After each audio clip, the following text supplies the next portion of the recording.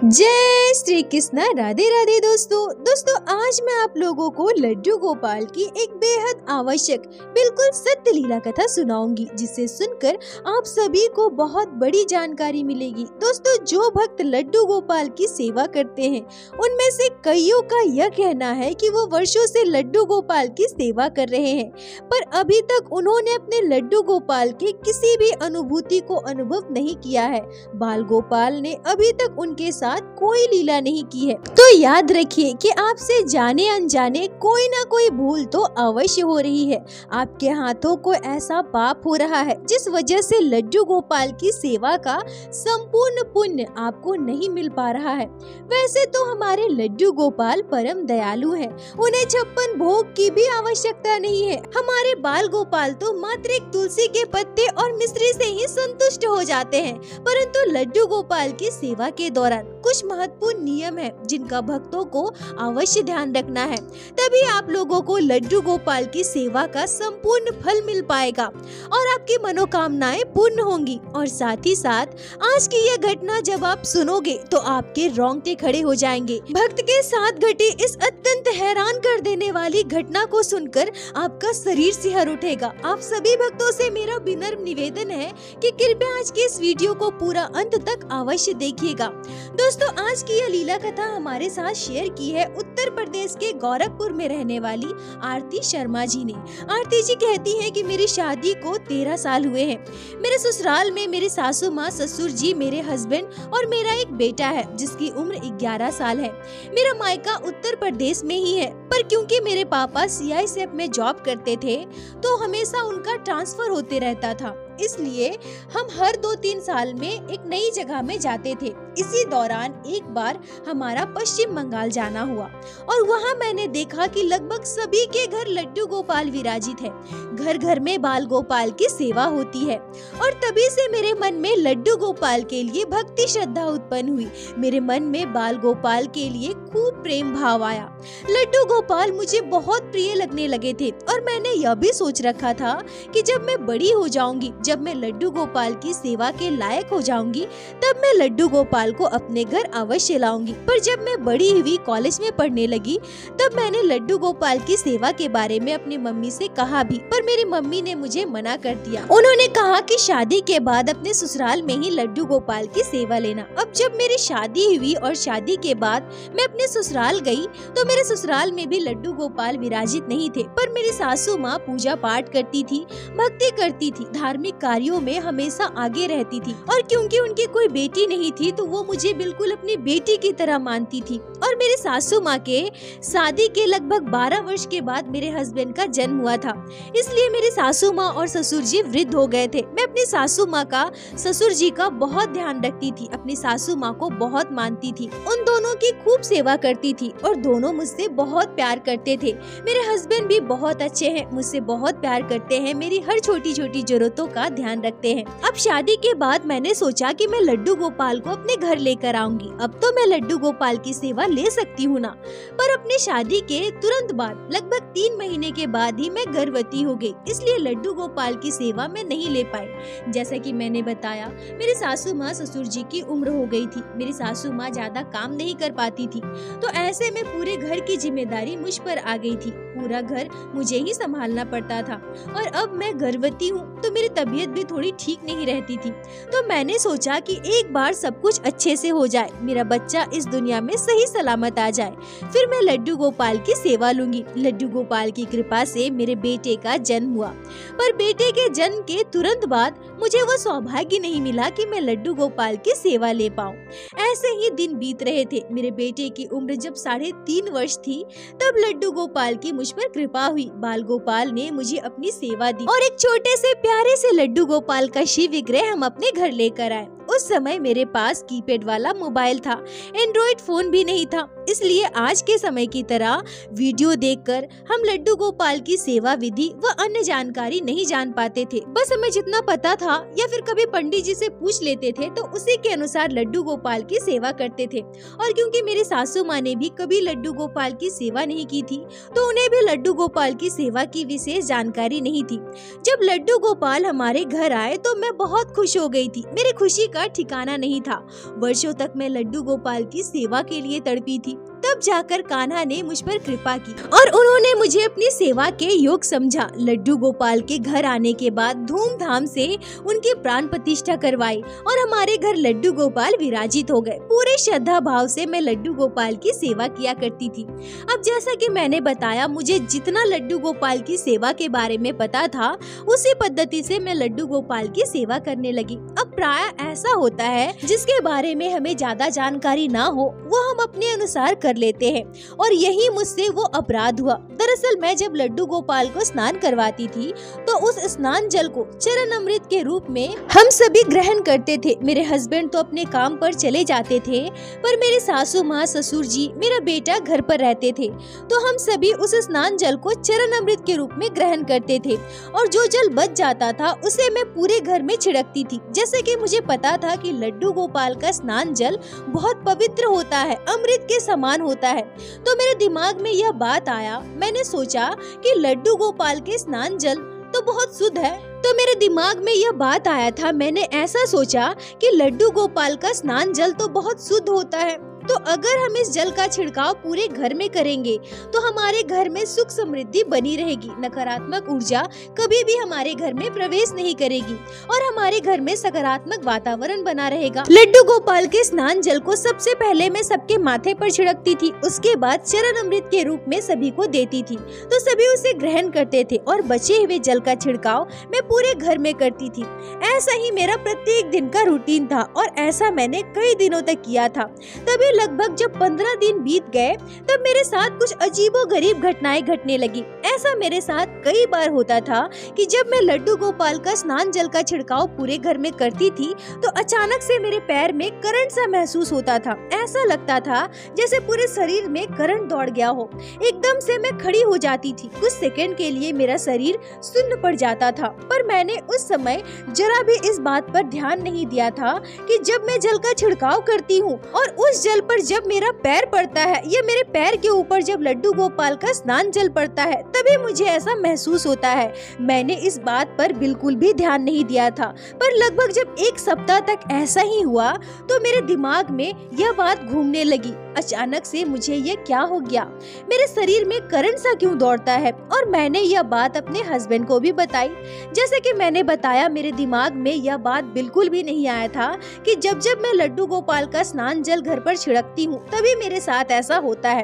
तो मैंने अपने हस्बैंड को बस यही बताया था कि कभी कभी मेरे शरीर में करंट सा दौड़ता है, शरीर सुन्न पड़ जाता है और कुछ सेकंड के लिए मेरे हाथ पाँव बिल्कुल भी काम नहीं करते।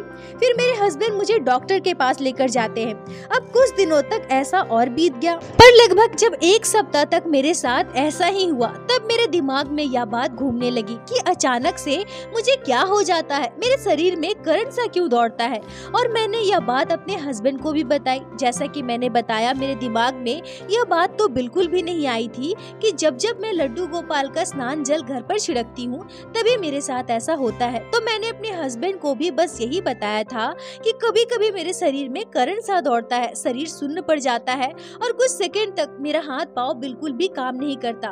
फिर मेरे हस्बैंड मुझे डॉक्टर के पास लेकर गए। कुछ दिन ऐसे और बीत गए। इलाज चलने के बावजूद मेरी हालत में कोई सुधार नहीं था। वैसे तो मेरी तबीयत में कोई दिक्कत नहीं थी, पर कभी कभी मेरे शरीर में करंट सा दौड़ता था। ऐसा लगता था जैसे पूरा शरीर सुन्न पड़ चुका है और कुछ समय तक मैं अपने हाथ पाँव तक बिल्कुल भी हिला नहीं पाती थी, कोई काम नहीं कर पाती थी। पर मैं अभागन इस बात को समझ ना पाई कि इसके पीछे का कारण क्या है। पर जैसे जैसे समय बीत रहा था, मेरे परिवार में सभी के मन में लड्डू गोपाल के लिए श्रद्धा भक्ति गहरी होती जा रही थी। और इधर जैसे जैसे समय बीत रहा था, मेरे परिवार में सभी के मन में लड्डू गोपाल के लिए श्रद्धा भक्ति गहरी हो रही थी। हमारा पूरा परिवार लड्डू गोपाल से बहुत प्रेम करने लगा था। मेरी सासू माँ लड्डू गोपाल की सेवा तो नहीं करती थी, पर उन्होंने कभी मुझे लड्डू गोपाल की सेवा के लिए रोका भी नहीं था। हाँ, उन दिनों में जब मैं लड्डू गोपाल को स्पर्श नहीं कर पाती थी तब मेरी सासू माँ ही लड्डू गोपाल की सेवा कर दिया करती थी। मैं जैसे जैसे उन्हें बताती थी वो वैसे ही लड्डू गोपाल की सेवा करती थी। आरती जी कहती हैं कि यहाँ एक चमत्कार देखिए। वैसे तो प्रायः जब भी मैं पूरे घर में लड्डू गोपाल के स्नान जल का छिड़काव करती थी तो उस समय मेरी सासू माँ, मेरे ससुर जी कमरे में बैठे रहते थे। वो अक्सर टीवी देखा करते थे, पर मेरा बेटा मेरे पीछे पीछे घूमा करता था। लड्डू गोपाल का स्नान जल जब मेरे पैरों पर पड़ता था तो मेरे बेटे के पैरों पर भी पड़ता ही होगा। पर मेरे लड्डू गोपाल की महिमा देखिए, मेरे बेटे को कभी एक खरोच तक नहीं आई, मेरे बेटे को कभी भी जरा भी तकलीफ नहीं हुई। इधर लड्डू गोपाल को हमारे घर आए हुए लगभग 2 महीने बीतने वाले थे और मैं इसी पद्धति से लड्डू गोपाल की सेवा कर रही थी। पर वो कहते हैं ना, जब हमसे कोई भूल हो, हमसे कोई अपराध बने तो हमारे लड्डू गोपाल अपने भक्तों को कई संकेत देते हैं, पर हम भक्त जब उन संकेतों को समझ नहीं पाते तब हमारे लड्डू गोपाल किसी और तरीके से हमें संकेत देने की कोशिश करते हैं। ठीक वैसा ही मेरे साथ हुआ। जब मैं लड्डू गोपाल के संकेत को समझ ना पाई तभी लगातार कई दिनों तक कुछ ऐसी घटना घट जाती है कि मेरे हाथ से लड्डू गोपाल का स्नान जल अपने आप गिर जाता है। कई बार ऐसा हुआ कि मैं अच्छी खासी अपने हाथ में लड्डू गोपाल का स्नान जल का पात्र लेकर खड़ी थी, घर में उसका छिड़काव करने जा रही थी, तभी अचानक से मेरे हाथ से वो पात्र गिर जाता है और पूरा लड्डू गोपाल का स्नान जल जमीन पर बिखर जाता है। फिर मुझे स्वच्छ कपड़े से उसे साफ करना पड़ता था। पर यहाँ भी लड्डू गोपाल की लीला देखिए। सबसे पहले मैं लड्डू गोपाल के स्नान जल को सभी के माथे पर छिड़कती थी और उसके बाद चरण अमृत के रूप में अपने सासू माँ, ससुर जी, अपने बेटे को देती थी और खुद भी ग्रहण करती थी। और तब मेरे हाथ से वो पात्र नहीं गिरता था, पर जैसे ही मैं वो पात्र लेकर घर में छिड़कने के लिए जाती थी मेरे हाथ से वो पात्र गिर जाता था। लगातार 6 दिनों तक ये घटना घटी। अब जब लगातार 6 दिनों तक ऐसा ही हुआ तो मैं बिल्कुल घबरा सी गई। ऐसा क्यों? आखिर ऐसा क्यों हो रहा है? इधर मैंने 3 डॉक्टर बदल लिया था, कई तरह के टेस्ट भी हो चुके थे, पर मेरी स्थिति में कोई सुधार नहीं था। एक दिन मुझे अपने शरीर में करंट सा महसूस हुआ। एकदम से मेरे शरीर में झंझनाहट होती है, मेरा हाथ पाँव सुन्न पड़ जाता है और कुछ समय के लिए मेरा शरीर बिल्कुल भी काम करना बंद कर देता है। धीरे धीरे मेरी स्थिति भी खराब होती जा रही थी। मुझे कुछ समझ नहीं आ रहा था कि यह सब क्या हो रहा है। अब मेरा ध्यान थोड़ी बहुत किसी अनहोनी की ओर जाने लगी। मन में यह भाव आने लगा, यह विचार आने लगा कि कहीं मुझसे लड्डू गोपाल की सेवा में कोई भूल तो नहीं हो रही है। क्यों मेरे साथ बार बार ऐसा हो रहा है? क्यों मेरे हाथ से लड्डू गोपाल का स्नान जल गिर जाता है, वो पात्र गिर जा रहा है, जबकि गिरने का कोई कारण ही नहीं है। 1-2 बार संयोग हो सकता है, पर लगातार इतने दिनों तक हाथ से लड्डू गोपाल का स्नान जल का पात्र गिर जाना, ये संयोग नहीं हो सकता। मैं तो उसे अच्छे से पकड़े रहती हूँ, फिर क्यों मेरे हाथ से वो गिर जा रहा है? मैं तो उसे अच्छे से पकड़े रहती हूँ, तो फिर क्यों मेरे हाथ से छूटकर वो गिर जा रहा है? भला ऐसा क्यों हो रहा है? पर मैं इतनी अभागन थी, मैं इतनी अज्ञानी थी कि फिर भी मैं लड्डू गोपाल के संकेत को समझ ना पाई। पर वो कहते हैं ना, छोटे बच्चे में ईश्वर का वास होता है, छोटे बच्चे भगवान का स्वरूप होते हैं। तभी मेरे 3.5 साल के बेटे ने कुछ ऐसा कहा जिसने मेरे रोंगटे खड़े कर दिए। प्रत्येक दिन की भांति उस दिन भी मैं लड्डू गोपाल का स्नान जल सबसे पहले सबके सर पर लगाई और अपने ससुर जी, सासू माँ, अपने बेटे को चरण अमृत के रूप में पिलाया और मैंने उसे खुद भी ग्रहण किया। पर अब जब मैं स्नान जल का पात्र लेकर घर में घूम घूम कर इसका छिड़काव कर रही थी तभी मेरा छोटा सा बेटा अचानक से कहता है, मम्मी मम्मी ये तो पूजा का जल है ना, फिर आप उसे ऐसे क्यों फेंक रही हैं? इस पर तो पैर लग रहा है ना मम्मी, देखो ना मम्मी देखो, इस पूजा के जल में मेरा पैर लग गया। आरती जी कहती है कि मैं अचानक से अपने बेटे की बात सुनकर दंग रह जाती हूँ। तभी मेरा बेटा फिर से कहता है, मम्मी पूजा का जल है, आपने लड्डू गोपाल को इसमें नहलाया है ना? मम्मी ये पूजा का जल है, आपने तो इसमें लड्डू गोपाल को नहलाया है ना, इसे प्रणाम करो मम्मी, प्रणाम करो, इसको ऐसे मत फेंको। मम्मी देखो ना मेरा पैर लग रहा है, मम्मी देखो ना ये जमीन पर बिखर रहा है, मम्मी इसे मत फेंको। आरती जी कहती हैं कि मैं एकदम से दंग रह गई और अचानक से मेरा शरीर सिहर उठता है। मेरे शरीर में सिहरन के साथ झटका सा लगता है। मैं जब स्नान जल छिड़क रही थी तो मेरे पैर पर लड्डू गोपाल का स्नान जल लगा था और अब भी मेरे पैर के ऊपर लड्डू गोपाल का स्नान जल पड़ा है और तभी मेरे शरीर में फिर से करंट दौड़ता है और इस बार मेरे शरीर में इतनी तेज झंझनाहट हुई कि मेरे हाथ से लड्डू गोपाल गोपाल के स्नान जल का पात्र जमीन पर गिर गया और मैं वही धड़ाम से गिर पड़ी। मेरे गिरते ही मेरे मुंह से चीख निकलने पड़ी। मेरा बेटा भी रोने लगा। तभी मेरे ससुर जी और सासू माँ दौड़ते हुए अपने कमरे से बाहर आए। मेरे ससुर जी सासू माँ ने मिलकर मुझे उठाया। मेरी दोनों आंखों से आंसू आ रहे थे। मेरे मुंह से शब्द नहीं निकल रहा था। मैं यह क्या कर रही थी? इतने दिनों से मेरे हाथों पाप हो रहा था और तभी डोरबेल बजता है। और दोस्तों, आरती जी कहती है कि एकाएक इतने सारे संयोग बनते चले गए और मुझे लड्डू गोपाल के कई संकेत मिले। जैसे ही मेरी सासू माँ ससुर जी ने मुझे उठाकर सोफे पर बिठाया, तभी डोरबेल बजता है। मेरी सासू माँ जाकर दरवाजा खोलती है तो दरवाजे पर हमारे मोहल्ले की एक आंटी जी थी। यहाँ भी लड्डू गोपाल का एक और संयोग देखिए कि वो आंटी जी वर्षों से लड्डू गोपाल की सेवा करती है, पर वो यहाँ नहीं रहती थी। उनका कोई लड़का नहीं था। उनकी एकमात्र बेटी है जो अपने ससुराल में रहती है, तो वो अपनी बेटी के साथ उसके ससुराल में ही रहती थी। और क्योंकि यहाँ उनका खुद का घर है तो कभी कभी यहाँ आना जाना करती है। अभी कुछ ही दिनों पहले आंटी अपने घर आई हुई थी और अब वो अपने बेटी के ससुराल वापस जाने वाली है, इसीलिए वो मेरी सासू माँ ससुर जी से मिलने आई थी। तभी वो जब हमारे घर आती है और देखती है कि मैं गिरी पड़ी थी, मुझे उठाकर सोफे पर बिठाया गया है, तो उन्होंने पूछा कि कैसे गिर गई। तभी मेरी सासू माँ कहती है कि पता नहीं, हम लोग तो अंदर थे, अभी चीखने की आवाज आई तो हम लोग दौड़कर बाहर आए तो देखा ये गिरी पड़ी है। तभी मेरा बेटा तुरंत बोल पड़ता है, नहीं नहीं दादी, आपको पता है लड्डू गोपाल को नहाते हैं ना, उसी पानी पर मम्मी ने पैर रख दिया था और वही पानी मम्मी के पैर पर लग गया था। इसलिए मैंने मम्मी से कहा कि मम्मी पूजा का पानी है, पैर नहीं लगाते, प्रणाम कीजिए।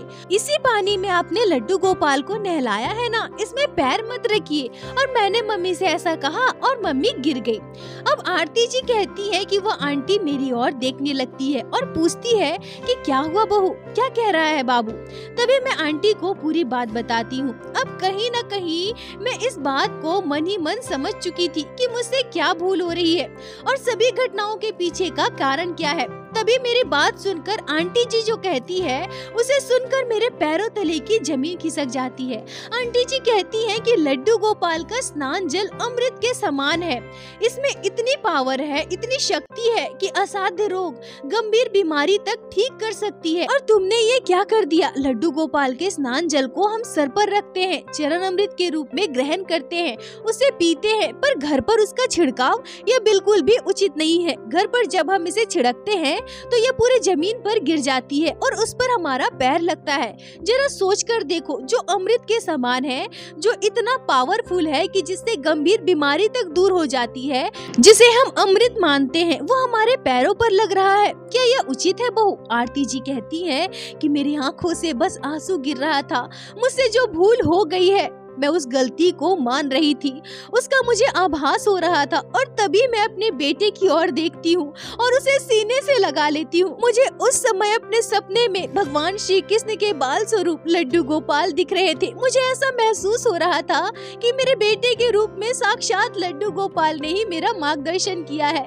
इतने महीनों से मेरे साथ जो घटनाएं घट रही थी, लड्डू गोपाल बार बार मुझे संकेत दे रहे थे, मेरा मार्गदर्शन कर रहे थे, मेरे साथ इतनी लीलाएं कर रहे थे, पर मैं अभागन उसे समझ ना पाई। पर मेरे छोटे से बच्चे ने मेरी आंखें खोल दी।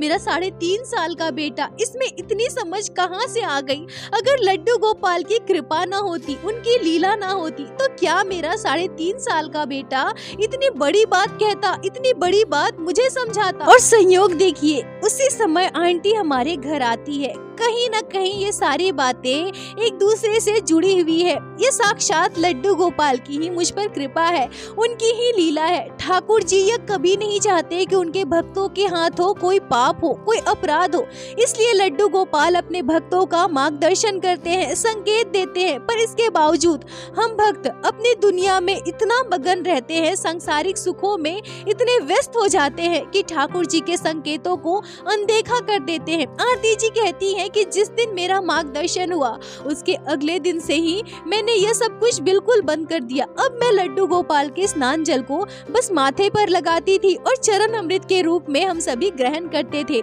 आंटी जी ने यह भी बताया कि जो स्नान जल बच जाए उसे तुलसी में डाल दिया करो और मैं बिल्कुल वैसा ही करती थी। और यहाँ भी एक चमत्कार होता है, अगले ही दिन से जब मैंने स्नान जल का छिड़काव घर पर करना बंद कर दिया तो मेरी सारी शारीरिक तकलीफ दूर हो गई, एकदम से बिल्कुल गायब हो गई थी। अब मेरे पैरों में ना झंझनाहट होती थी, ना मेरा शरीर सुन पड़ता था, मेरा हाथ पाँव मेरा शरीर बिल्कुल स्वस्थ था, मतलब मेरा शारीरिक रोग बिल्कुल गायब हो चुका था। उस दिन मेरे लड्डू गोपाल ने मेरे बेटे के जरिए, उस आंटी के जरिए साक्षात मेरा मार्गदर्शन किया। मेरे लड्डू गोपाल इतने दयालु हैं कि अनजाने में मुझसे जो भूल हुई, जो पाप हुआ, मैंने ठाकुर जी अपने लड्डू गोपाल से क्षमा मांगी। मैं लड्डू गोपाल से हाथ जोड़कर प्रार्थना करती हूँ कि हे ठाकुर जी, ऐसी ही अपनी कृपा का पात्र हमें बनाए रखना। हे मेरे लड्डू गोपाल, मेरे पूरे परिवार पर ऐसी ही अपनी कृपा दृष्टि बनाए रखना। आरती जी, आपका बहुत बहुत धन्यवाद जो आपने लड्डू गोपाल की इस आश्चर्यजनक घटना को हमारे साथ शेयर की, जिसे मैं हमारे चैनल के माध्यम से बाकी सारे भक्तों तक पहुंचा सकी। अपना साथ और प्यार ऐसे ही बनाए रखे। दोस्तों, इस घटना को सुनकर मैं भी बिल्कुल दंग हूँ। मैं क्या कहूँ, जरा सोच कर देखिए, लड्डू गोपाल अपने भक्तों से कितना प्रेम करते हैं और अनजाने में ही सही, अगर भक्त के हाथों कोई भूल हो जाए, कोई पाप बन जाए, तो हमारे लड्डू गोपाल तरह तरह के संकेतों से अपने भक्तों का मार्गदर्शन करते हैं। पर मैं आप सभी भक्तों से हाथ जोड़कर प्रार्थना करूंगी कि ठाकुर जी के संकेतों को समझिए। इस कलयुग में भगवान साक्षात प्रकट नहीं होंगे, आपको अनेक तरीकों से, किसी के भी जरिए आपको कई संकेत मिल सकते हैं, पर उसे महसूस करने के लिए, समझने के लिए हृदय से ठाकुर जी के लिए प्रेम होना अत्यंत आवश्यक है, सच्ची भक्ति होना आवश्यक है। दोस्तों, इस घटना पर आपके क्या विचार है, आपके क्या राय है, कमेंट में जरूर बताएं। मुझे आप सभी के कमेंट का इंतजार रहता है। और प्रत्येक दिन की भांति लीला कथा के अंत में मैं आप सभी भक्तों से हाथ जोड़कर प्रार्थना करती हूँ, ठाकुर जी की भक्ति कीजिए, लड्डू गोपाल की सेवा कीजिए,